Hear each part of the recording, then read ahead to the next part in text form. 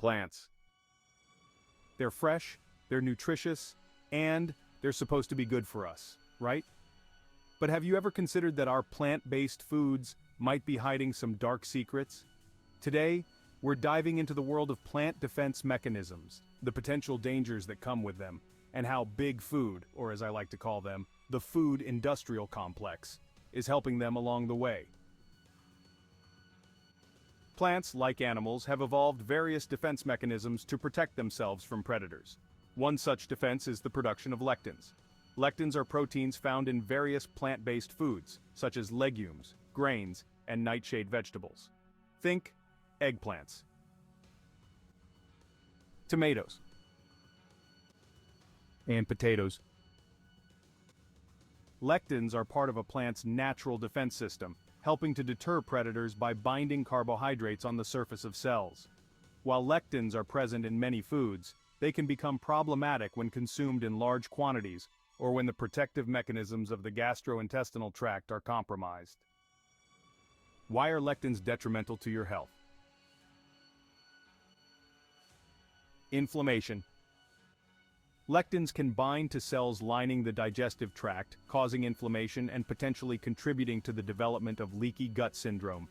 This can lead to increased gut permeability, allowing undigested food particles, toxins, and bacteria to enter the bloodstream, further exacerbating inflammation and potentially contributing to autoimmune disorders. Autoimmune disorders. Due to their potential to cause inflammation and disrupt the gut lining, lectins may contribute to the development or worsening of autoimmune disorders, such as rheumatoid arthritis, lupus, and multiple sclerosis. Nutrient deficiencies.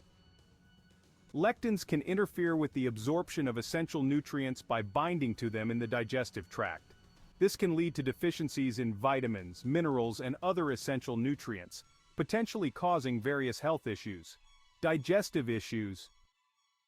Lectins can cause digestive problems such as bloating, gas, and diarrhea by irritating the gut lining and disrupting the balance of gut bacteria. While cooking and fermenting can reduce lectin content in some foods, it's still essential to be aware of the potential risks associated with consuming high-lectin foods. Another potential danger in plant-based foods is phytoestrogens, plant compounds that mimic estrogen in the body. Soy products are a primary source of phytoestrogens but can also be found in other plant-based foods like flax seeds and certain fruits. Why are phytoestrogens detrimental to your health? Sex hormone alterations.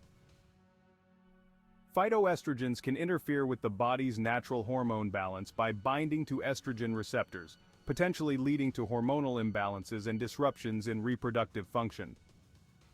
Thyroid hormone function.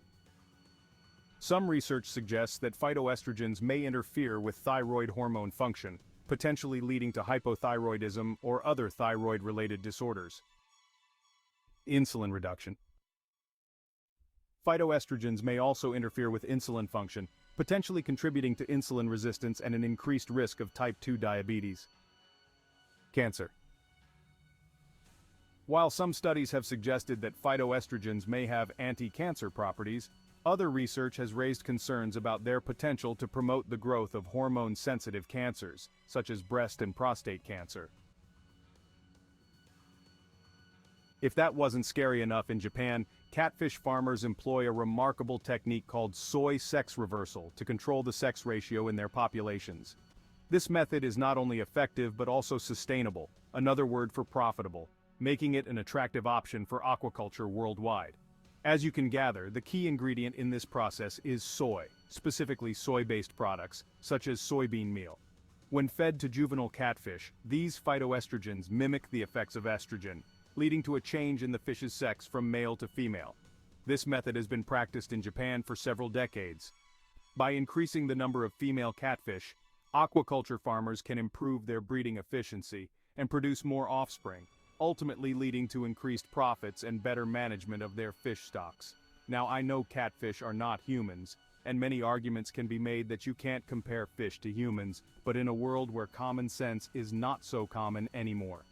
If phytoestrogens, specifically derived from soy, which is in almost all processed foods on the market today, is doing this to these fish, imagine what it's doing to you and your family.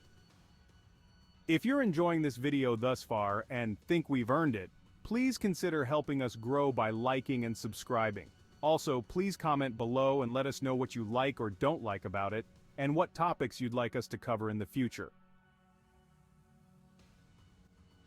GMOs, or genetically modified organisms, are plants, animals, or microorganisms whose genetic material has been altered using genetic engineering techniques. These modifications are typically made to introduce new traits, such as resistance to pests, diseases, or herbicides, or to improve nutritional content or other characteristics. Why are GMOs detrimental to your health? Allergenicity.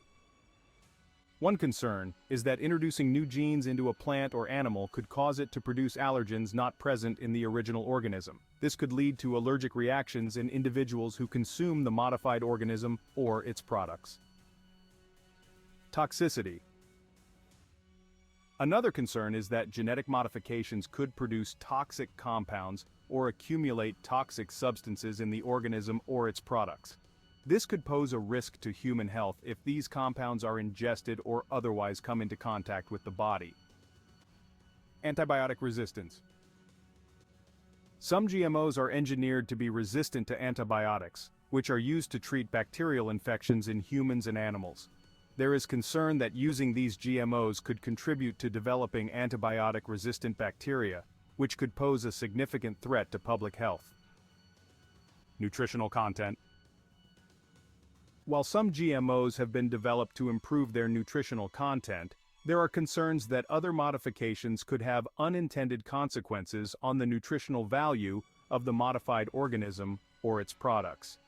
A study published in the Journal of Organic Systems found that GMO crops are often associated with increased pesticide use, which can have detrimental effects on human health and the environment. Additionally, the long-term health effects of consuming GMOs are still not entirely understood, and further research is needed to determine their safety. One of the most widely cited studies on cancer risks and GMOs is a 2012 study conducted by Gilles-Éric Seralini and colleagues, which claimed to find a link between genetically modified corn and an increased risk of cancer in rats. However, this study was heavily criticized by the scientific community and eventually removed from the journal altogether. More recently, a comprehensive review of the scientific literature on GMOs in health, published in the Journal of Food and Chemical Toxicology in 2014, concluded that the scientific research conducted thus far has not detected any significant hazard directly connected with the use of genetically engineered crops. Translation: the organizations funding our study are heavily influenced by the food industrial complex. Here's a fun fact. As of 2021, approximately 38 countries have implemented bans or restrictions on genetically modified organisms, GMOs. These countries include several member states of the European Union and countries in Africa, Asia, and South America. However, it is essential to note that the specific restrictions and regulations vary among these countries, with some implementing outright bans on GMO cultivation and imports, while others impose strict labeling requirements, or allow the cultivation of certain genetically modified crops under specific conditions. So, what did we do here in the good old USA? We had active members of Congress lobbying against legislation requiring the labeling of GMOs in food that contains GMO products. The food industrial complex strikes again. Here are some more fun facts.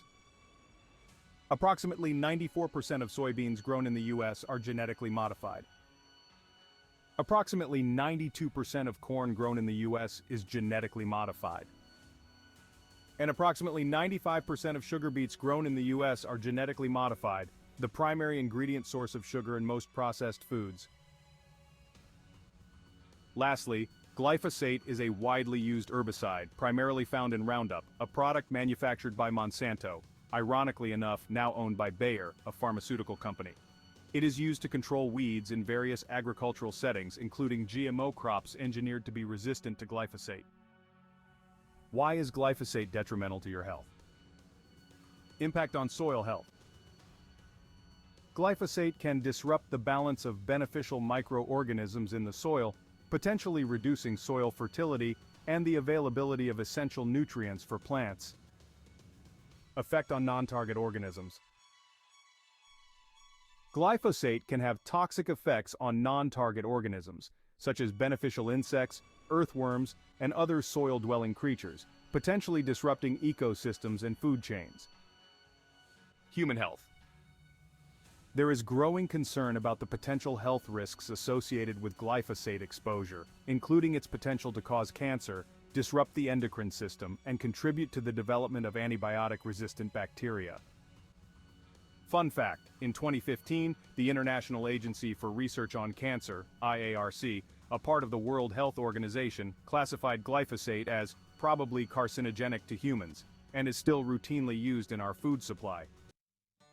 The takeaway is while plant-based foods can be nutritious and beneficial, it's crucial to be aware of the potential dangers, especially associated with lectins, phytoestrogens, GMOs, and glyphosate. Avoid or eliminate lectins, or at the very least, learn how to prepare them to mitigate the health risks. Avoid or eliminate plants that constitute a significant source of phytoestrogens, especially soy and its byproducts. Buy and eat organic whenever possible, thus lowering your risk of consuming foods treated with glyphosate or consuming GMOs.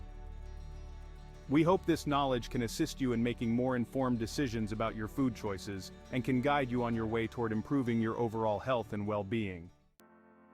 If you enjoyed this video and think we've earned it, please consider hitting the like button and subscribing. It helps the channel grow and reach more people who may benefit from our content. Also, please comment below and let us know what you liked or didn't like about this video and what topics you'd like us to cover in the future. Be sure to subscribe so you won't miss our next video, The Magic of Mushrooms.